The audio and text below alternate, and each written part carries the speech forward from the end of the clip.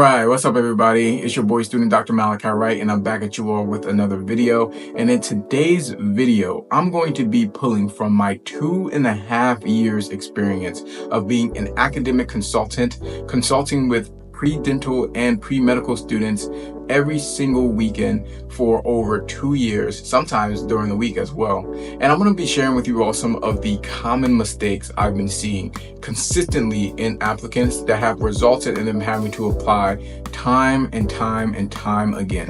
And if you're interested in avoiding these common mistakes, please be sure to stay tuned to this video, like and subscribe to my YouTube channel, and let's get into these 7 mistakes that you want to avoid. Alright, so the first mistake I see that is very common is students fail to write a strong personal statement. And I know a lot of people may think that a personal statement is not as important, but aside from your academics and your didactics, your grades and your MCAT or DAT score, the only thing that the school is also going to be considering while they're looking at your application is that personal statement.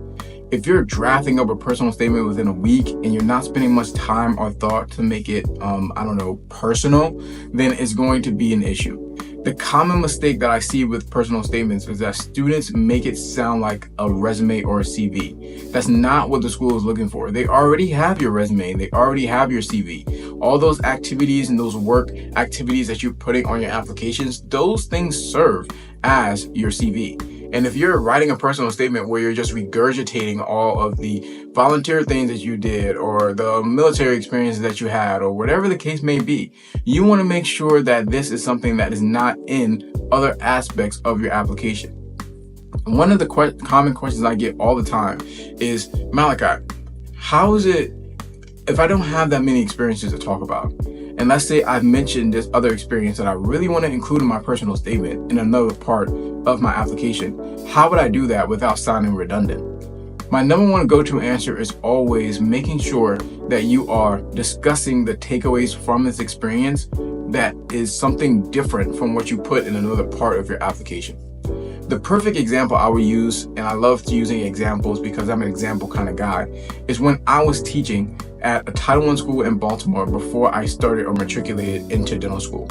Now, during my interview times and on my personal statement rather, I talked about how I was able to make these one-on-one connections with the students that I was teaching, and more specifically how I was able to implement aspect of dentistry into the course and the content that I was teaching since I was teaching science. Now, on the other parts of my application, when I talked about this experience, I wasn't talking about how I implemented dentistry into the curriculum, but I was talking about my specific tasks that I did throughout that job, which was organizing a classroom, making sure that I could host and attend staff meetings, and going to the additional courses that I needed to go to in order to get my teaching license and certification in the state of Maryland. So these were 2 specific aspects of where one aspect of my activities and my work list, I talked about the tasks that I was able to do during that specific event, which was teaching. Whereas on my personal statement, even though I used the same experience, I talked more about how I was able to engage with people, and it was more personal than it was in my work and activity section. So if that's a tip that resonates with you, please be sure to reach out to me if you need help with your personal statement writing. I do offer personal statement writing help, and then we can kind of focus on that a little bit. All right. Another large mistake I see students make, which is really handicapping them in their applications, is they're asking and they're receiving poor letters of recommendation. Your letter of recommendation is something that is very important because this serves as a professional person advocating for you to go to a professional program. It doesn't get more professional than that. And if you have a letter of recommendation from somebody who's a faculty member at your school that doesn't really know you well, they saw you sitting in the back of the class, you never asked any questions, and they just are seeing you as a name or a person to check off as another student who needs a letter of recommendation, this can be very problematic, and it's something that you definitely want to avoid. Now, you may be asking me, Malachi, how do I avoid this? How do I get over this hump to where, maybe I wasn't the person in class that was asking those questions, or maybe I wasn't the best friends with the professor. How can I still acquire a strong letter of recommendation? My biggest tip I always recommend in regard to this is setting up a meeting with the professor who you are asking for your letters of rec. And when you come to that meeting, come prepared. Come prepared with your personal statement, come prepared with your CV, your resume, and come prepared with some specific attributes, traits, qualities, or skills, preferably ones that the profession admires, that you plan or you would like to show on your letter of recommendation. One of the things that I did, again, I'm an example person, when I met with my professor, I got a recommendation letter from my zoology professor. And this was a tough course for me to take because I didn't know anything about zoology. I want to be a dentist. Like, why am I taking zoology? But I found that course was really informative for me because it put me in an uncomfortable position to learn things that I was not comfortable with learning. And I did exceedingly well in that class. And when I met with my professor, I talked to her about the times where I stayed after to help her put away some of the cadavers that we had. Well, I don't know if they're called cadavers, but we dissected like sharks and other animals and stuff. But I helped to organize the lab, and I talked about how I was uncomfortable with the course. But as I continued to progress, I formed study groups and I worked with other students, and it really showcased my ability to be comfortable in uncomfortable environments, but it also showcased my ability to collaborate with others. And those were two skills I told her that I really wanted to come into fruition in the letter of recommendation that she wrote. And I wasn't able to read that letter of recommendation, but I'm quite sure those things did come into fruition, and it was something that highlighted on my letter of recommendation. Also, another point, if your school offers a committee letter, you definitely want to make sure that you can get a committee letter from your school. It looks better, in my opinion, to have an institution representing you rather so than just individuals representing you instead. So, with that being said, make sure you sit down, you have those meetings with those professors, let them know who you are and what you're actually asking for so that you can get the strongest letter of recommendation possible. So that way, this is not an area of weakness on your application. It's very important. Okay. Now, this next point is a major discrepancy for some applicants, but I kind of have my pros and cons for this a little bit. And this is applying too late in the cycle. Personally, I believe applying early is always better. Even if you don't have your DAT done, even if you don't have like some prerequisite courses complete, you still want to apply early in the cycle and let the schools know when you plan on taking these exams and when you plan on having these prerequisites done. Why am I saying this? Because dental school is on a rolling admissions, and so is medical school. So if you're applying to a program that's on a rolling admissions, that means that as you apply to this program, they are reviewing applicants as soon as they get the application. And you want to make sure that you have your application submitted, not necessarily because they will review your application, because they won't if it's not complete. But there's a lot of processing and verification that takes place. They have to calculate your overall GPAs and all the sciences. They have to make sure that they can verify all the other aspects of your application, like your address and your social security number and all these other things that need to be verified. So if you're waiting to study and to take for the DAT, like I was when I was applying, you want to make sure that all those other aspects of your application get verified. So that way, once you have that DAT score, it's going to take less time for them to verify your DAT score. And that's the only thing that schools are going to be waiting for, instead of them waiting for verification for every other aspect of your application. Now, if you are the type of student where you don't know if you want to take the DAT and you don't know if you want to apply based off of what score you may get on the DAT, then this is something that I would say you probably want to wait until you have your scores in order to apply. If you were somebody like me, I knew I was going to apply regardless of what I scored on the DAT, so I submitted my applications as soon as the application opened to get my applications in, and I let the schools know, hey, I just had a surgery, I'm going to be taking my DAT this date, which for me was July the 31st, I believe, and then I let them know that this is when they can anticipate my scores. Although my application was on hold, I still communicated, and it shows that I was professional enough to do so. So keep that in mind as you're applying.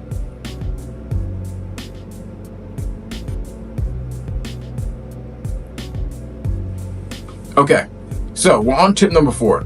The fourth tip that I have is for students to get as much clinical experience and clinical shadowing hours as possible. A lot of students don't know what to talk about in their personal statement or other aspects of their application because they don't know what the profession admires.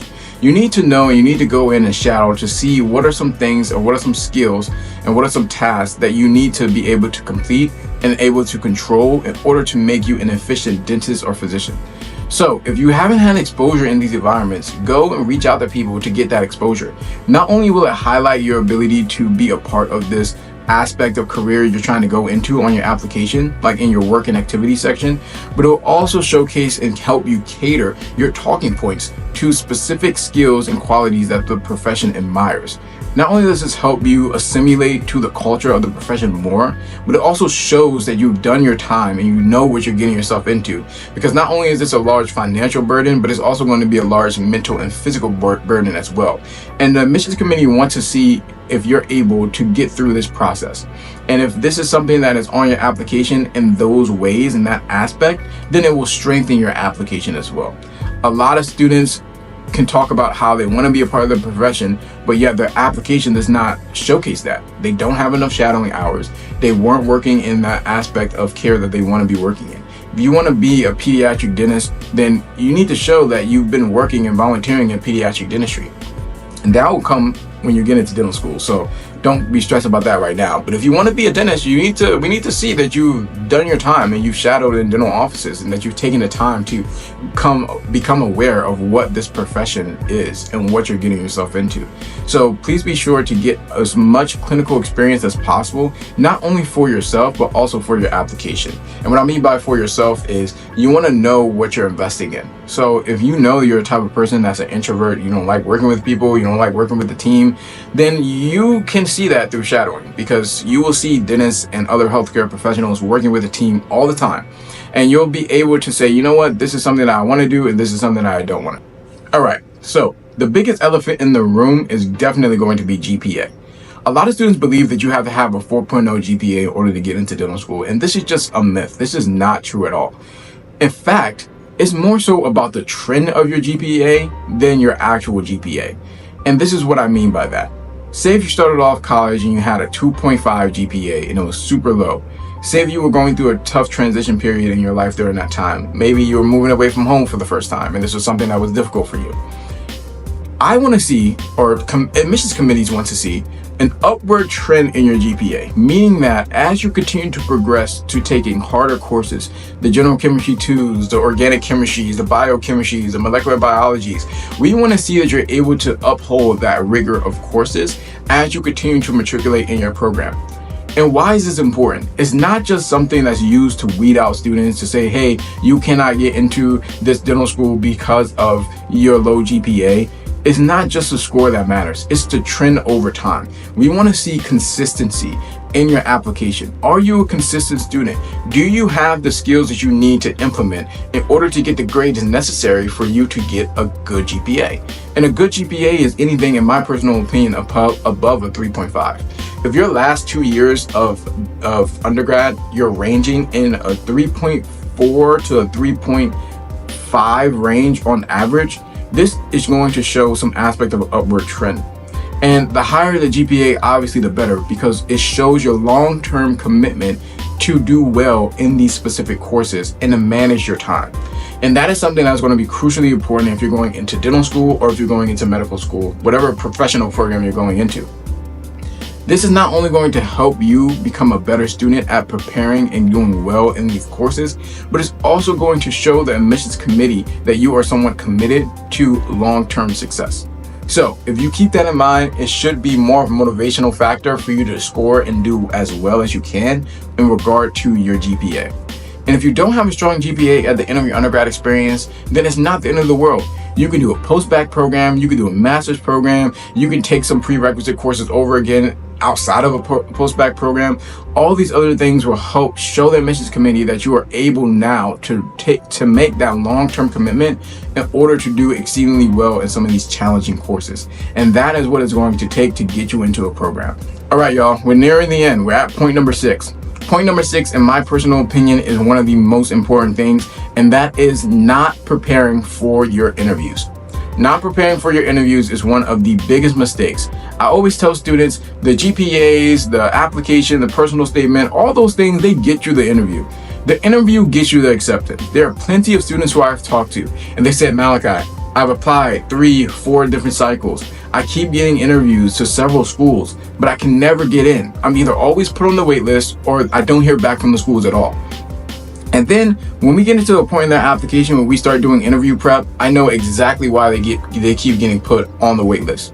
And it's because they are unable to conduct efficient interview in order to showcase themselves in a positive light as a humanistic person and as someone who the schools will want to be a part of their program. So if you're struggling with speaking with people, if you're struggling with your interviewing skills, please feel free to reach out to me, but also look at other videos that they have on YouTube or whatever the case may be to help you work on your communication skills. Keeping direct eye contact, not slurring your words, talking too fast or talking too slow. All these things really matter when it comes to your ability to efficiently communicate with the admissions councils or whoever's interviewing you at the school. One of my biggest pieces of advice for interviews: you want to know something about the school that you're interviewing at. Do your homework. Don't go to the school and just talk and make all these cliche statements. I hate when I hear students all the time saying, oh, I want to be a part of this profession because I want to help people. God, if the amount of times I've heard that, I would be a freaking millionaire by now if I could cash in on all the times I've heard that I want to become a doctor because I want to help people, or because my parents are doctors and it's all I know and I want to be a doctor because my parents do that. Like, if I could, it's just something that students say all the time, and I would probably not say that at all during my interview because it's something that's heard over and over and over again, and it doesn't make you stand out. Do some research on what specific aspect of the school you're interested in and parallel that to experiences that you've had. How have you shown us that you will be able to fulfill this aspect of this school's mission based off of what you've previously done?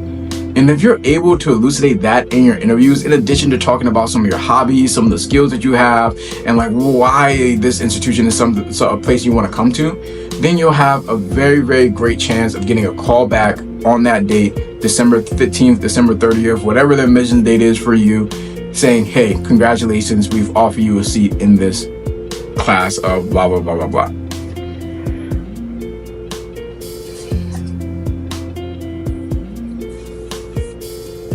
All right, and my last point here, and which is also an important point, is rushing your secondary applications.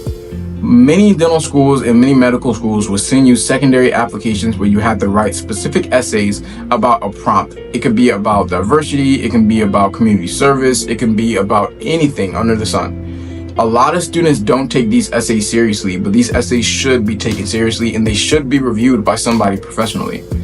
In my personal opinion, I think that the secondary essays are drastically important because they showcase your ability to further communicate in that aspect that the school is addressing. They're sending you a secondary for a reason. This is a part of the school that is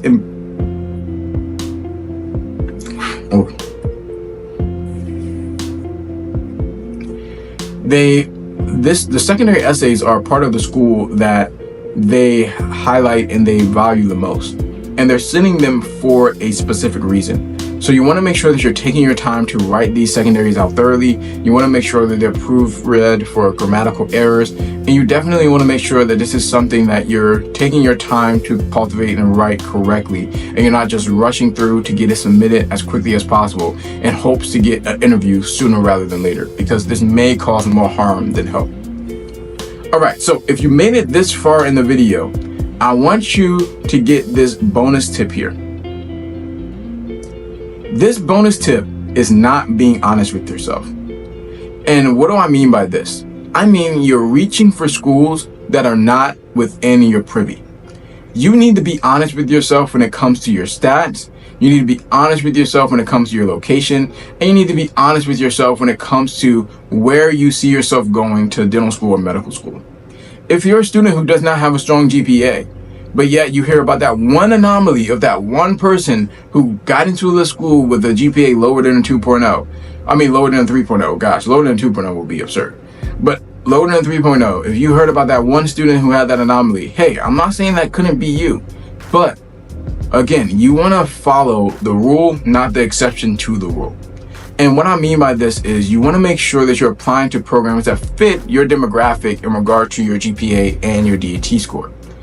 If you are not confident in other parts of your application, meaning that you have very strong letters of recommendation, you have very strong activities and work sections, I mean, like, you are a game changer in your community, then and only then would I say you can compensate a little bit for your GPA and your DAT score.